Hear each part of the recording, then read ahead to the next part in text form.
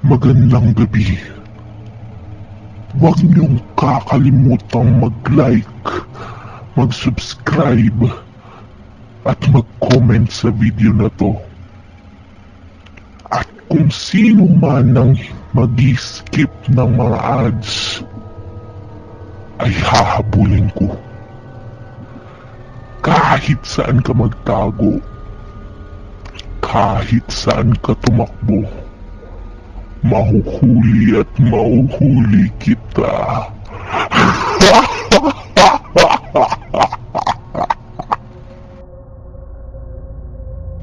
Hello babies! Our spooky November event has come to an end. Now we will hear the stories that are submitted by our second and first placer. So, mauuna nating inanarrate yung story ng second placer. Then after doon, tsaka natin nanarrate yung sa first placer, okay?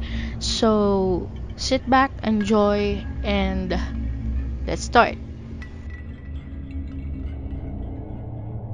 Hello po.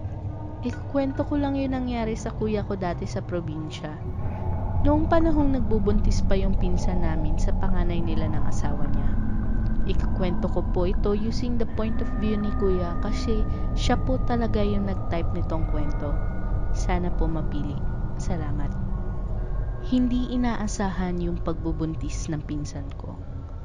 Boyfriend pa lang kasi niya dati yung asawa niya ngayon at hindi pa na ipapakilala sa mga magulang niya. Nung ipinakilala niya yung boyfriend niya sa mga magulang niya, nagalit sila kaya sa amin sila tumuloy. Parang probinsya na sa amin. Sa kabundukan kami ng Rizal nakatira, na kahit marami na ang mga tao na nakatira sa baryo namin, mas marami pa rin ang mga puno at para talagang probinsya sa pakiramdam kasi minsan mas malamig pa sa amin kaysa sa Baguio. Tapos yung kinatatayuan ng bahay namin ay medyo malayo sa ibang bahay. May kapitbahay kami pero malalayo sila. Sa lugar din namin uso yung kapag pumatak na ang dilim, halos wala ng tao sa kalsada. Kasanayan na namin kasi dati merong serial killer o rapist ba na gumala dito sa amin nung bata pa ako. Noong 2004 to 2005 yun. Pero kahit nahuli na siya, hindi talaga mawala sa amin yung matakot na lumabas kapag gabi na. May mga teenagers na gumagala sa park kapag gabi pero aside doon, halos lahat ng tao takot na talaga lumabas. Tapos kahit napakaraming street lights sa amin, wala, nakakatakot lang talaga gumala-gala. Ayun nga, sa amin sumilong yung pinsan ko sa kaasawa niya. Dahil sa hagupit ng galit nila tito at tita sa kanya at ng asawa niya, hapon pa lang ay nandun na sila sa amin at yung pinsan ko hindi mapakali. Inalo siya ni mama at pinagsabihan silang dalawa ng asawa niya habang ako nagpapakain ng mga alaga namin. Meron kasi kaming mga baboy at manok sa likuran ng bahay namin. Nung medyo dumilim na naalala ko noon umuwi si Papa na may dalang kawayan. Nagpatulong siya sa akin para biyakin yun at patulusin yung dulo. Tinanong ko si Papa kung para saan yun. Ang sabi niya lang sa akin ay para daw yun sa adventure namin mamayang gabi. Hindi ko na-gets yung sinabi ni Papa. Akala ko nga nagjo-joke lang siya. Tinawag niya din yung asawa ng pinsan ko. Kaming tatlo yung nag-asikaso sa mga kawayan na dala ni Papa habang yung mga babae naghahanda ng hapunan. Pagtapos ng hapunan namin, sinabihan na agad ako ni Papa na matulog na daw at magpahinga para daw handa ako sa adventure namin mamaya. Sinabi ko sa kanya na hindi ko pa nga napapanood yung Forevermore ni Liza at Enrique. Pinagalitan niya lang ako at sinabing matulog na raw ako. Lahat kami nung gabing yun pinipilit ni Papa na matulog na maaga. Yung pinsan ko at asawa niya doon pinatulog sa tindahan namin sa harap lang din ng bahay. May kutsyon kasi doon. Mukha siyang maliit na kwarto na may nakasabit na pang sari-sari store. Naririnig ko sila Papa noon na sinasabihan yung pinsan ko na sa may pader siya matulog para hindi siya mahulog. At kung ano-ano pang mga bilin. Hinayaan ko na sila at binuksan ang cellphone ko. May TV kasi noon yung cellphone ko, kaya doon na lang ako naghintay ng Forevermore nila Liza. Huling commercial na noon bago matapos yung Forevermore, nang biglang may kumalabog sa bubong namin. Napatayo ako at tinanggal yung earphones ko. Maya-maya ay may naamoy akong mabaho. Nung una akala ko dumi ng mga alaga naming hayop pero hindi ganun yung amoy ng dumi nila. Iba yung naaamoy ko. Maya-maya pa ay biglang kumalabog na naman yung bubong at hindi na sa mismong bahay namin. Doon na sa bubong ng tindahan. Lumabas ako ng kwarto at nakita ko si Papa na hawak yung kawayan na pinatulis namin kanina. Binigay niya sa akin yung isa at pabulong na sinabing nandito na raw yung adventure na tinutukoy niya. Kasunod niya din si Mama na may hawak na dinikdik na bawang at yung pinagre-repakan namin ng asin para sa tindahan. Mga 1/4 na sako pa yun. Tinanong ko siya kung anong nangyayari at sinabi niya lang ng natural na inaaswang daw yung pinsan ko. Lumakas yung tibok ng puso ko noon. Natatakot ako kasi hindi ko alam na may ganun pala sa lugar namin. Ilang saglit pa ay narinig ko na si Papa na sumisigaw ng mura sa may bubong namin. Si Mama naman ay sinisigawan din siya kasi baka daw madali niya yung kawayan ng antena namin sa TV. Pinalabas ako ni Mama at sinabing ihagis ko sa bubong yung asin at siya naman ay pumunta sa may tindahan. Hinanap ko si Papa. Nasa may bandang likod siya. Kasama yung asawa ng pinsan ko. Pare-parehas kaming may hawak na kawayan. Ginawa ko din yung sinabi ni Mama. Binato ko yung asin sa bubong namin. Nilakasan ko para umabot hanggang sa bubong ng tindahan. Tapos nun ay may narinig kaming parang nahulog. Takbo si Papa, kaya sumunod na kami ng asawa ng pinsan ko. Nung nakahabol na kami kay Papa hinablot niya sa akin yung asin at tinapon niya doon sa may puno ng rambutan. Minumura ni Papa yung aswang at hinahabol na bumaba siya ng puno. Tinusok-tusok ni Papa yung puno at nagpatulong siya sa amin. Maya-maya ay may nahagip ako. Tapos may sumigaw na parang nasasaktan. Yung aswang. Natamaan ko siya. Noon lang ako nakakita ng sobrang itim, sobrang baho, at sobrang nakakadiring nilalang sa buong buhay ko. Nanigas ang buong katawan ko sa takot. Kasi sumusugod papunta sa akin yung aswang. Napaihinga yata ako nun sa salawal ko sa takot. Binato ni Papa yung aswang ng asin bago ba man ako maatake. Kaya lumayo yung aswang. At sa harap namin mismo, nagbago ng anyo yung aswang. Naging malaking aso siya at tumakbo palayo. Maya-maya ay may narinig na rin kaming lumilipad na palayo. Pagkatapos ng mga nangyari nasa loob na kami ng bahay at nagkape kaming lahat. Kwento ni Mama at Papa na may aswang talaga doon sa lugar namin na siyang nagsisilbi mismo sa simbahan, sa kura paroko namin. Sinabi nila yung pangalan ng aswang at nagulat ako kasi kilala ko siya. Sinabi nila Mama na napatunayan na daw na yun yung aswang, pero hindi naniniwala si Father, kaya hindi ginagalaw ng taga-baryo namin bilang respeto na din. Kaso matigas ang mukha nung aswang kasi hindi na daw siya ginagalaw, nangaaswang pa rin siya. Tapos biglang bumalik sa alaala ko yung itsura niya nung grade 2 ako. Hanggang nung nangyari ang kwentong ito, ay parehas na parehas ang itsura niya. Kaya nagtataka ako. Kinabukasan, sinamahan ko si Papa bumuli ulit ng asin at mamalengke na rin. Nakasalubong namin yung sinasabing aswang at iiwas sana siya sa amin, pero bago yun ay nasabihan siya ni Papa na pwede wag ka nang pumunta sa amin mamayang gabi, mahal ang asin. Tumakbo yung sinasabing aswang at sabi sa akin ni Papa na dapat daw talagang batiin yung aswang kung kilala mo para hindi na sila umulit. Parang pagbabanta daw yun, napapatayin mo siya kapag bumalik pa siya. Nung gabi nga yun ay hindi na bumalik yung aswang. Nakapanood na ako ng Forevermore ng mapayapa. Yung pinsan ko, tumira pa rin sila sa amin ng asawa niya ilang araw bago natanggap ng mga magulang niya.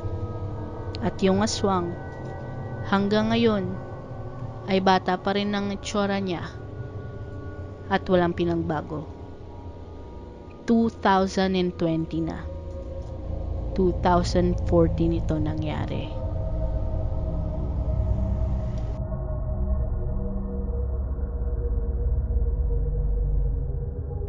The dusk gently eats the brightness of the sunset somber, together with its warm panoramic view. As soon as the crimson moon lights and show up upon the pitch-black backdrop of shimmering dots of stars is the deafening, terrifying stories of the passerby about a little boy wearing an old and ragged white dress, filled and covered with bloodstains every midnight in the century-old balete tree beside an abandoned lot. Mamaw. That's what our community called ghosts, especially if it was an abandoned child or a kid. That's the reason why the property is still on sale. Even months and years came by because nobody wanted to own a lot with ghosts and a thick tree forest beside it.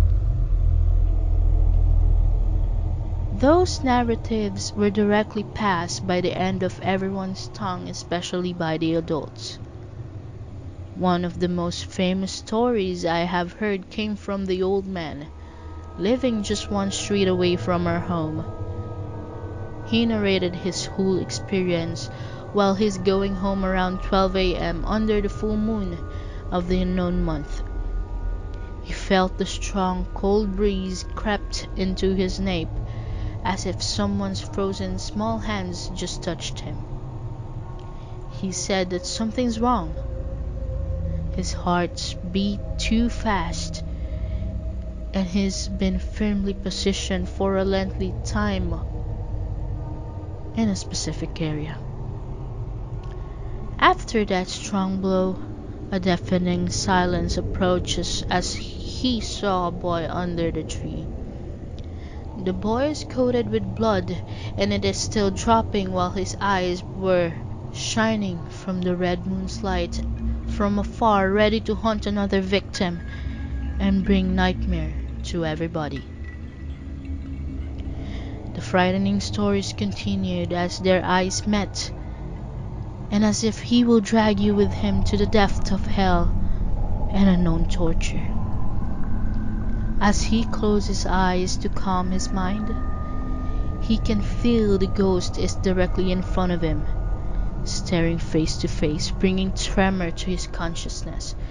And as he opened his eyes, the evil apparition is gone. It circulated as swift as a sheer fabric, floating mid-air in every corner of the same stories, were brewing in every mouth's pocket.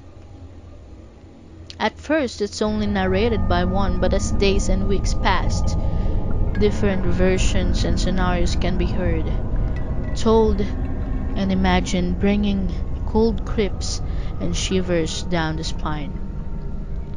It's the same boy bathed in thick blood and eerily dark night. One unknown news scattered that the sad lot is a secret hidden mass grave of a famous syndicate abducting children for their organs for decades, and the boy is seeking for justice.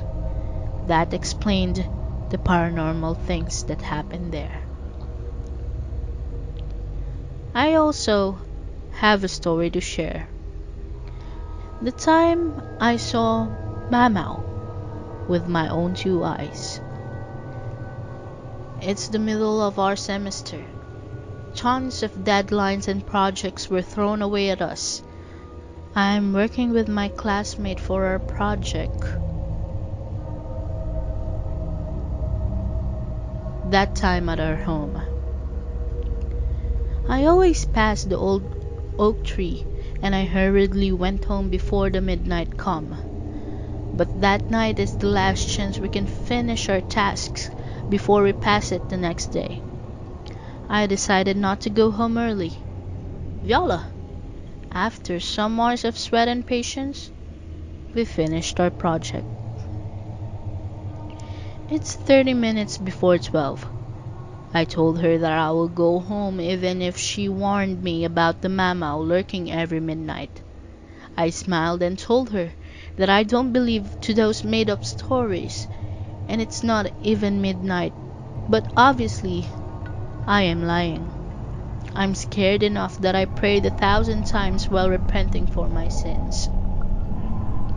As I'm walking along the crossroad, 1 block away from the oak tree, I can feel the sweat dripping upon my forehead and chest is pumping really hard. The silence is deafening. No barks can be heard, even if this area had a swarm of dogs in every corner. I am now near that old piece of lot. I decided to bow down my head and focus my foresight to the road. Then finally, I reached the front of the mysterious tree, and I noticed long black shadow of a child lurking in my path. My head suddenly straightens as my eyes gaze the mamau that everyone is talking about. I ran as fast as I could to escape the terror. I decided to look back, and I see the child covered with blood, still dripping fresh along the sides. Now, he is fixing his shirt. I stopped, and his eyes met with mine. In those split seconds, the ghost ran away to the back of the giant old oak tree through the upskirts of the forest. I ran after him, even if the only light that I have is from the full moon. I successfully grabbed his hands. Then I discovered that he was not a ghost. For days, I always go back to the forest at the back of the huge tree to meet him. He said that he is doing that, being a ghost and scare people to spread rumors because of their situation. His family is consisting of 3, him, his mother, and his younger sister. But they don't have a place to stay, and this forest is their only home. But 6 months ago, he noticed the signage that the lot is for sale. He gets the placard sneakily every night, but it would only change to a new one. That's why he decided to be a ghost to spread false rumors so that no one will buy this piece of land. I always sneak there as I bring some food for them. Until then, Mamau is still accomplishing his goal to scare people and drag away all the possible buyers of the land. After that, I realized that ghosts are not the most frightening thing that is happening in this world. It is the poverty and the inequality that dimmed the social and the horrors of ghost-like scenarios and paranormal happenings that everyone's afraid of. Maraming salamat sa inyong pakikinig. Hanggang sa susunod. Paalam.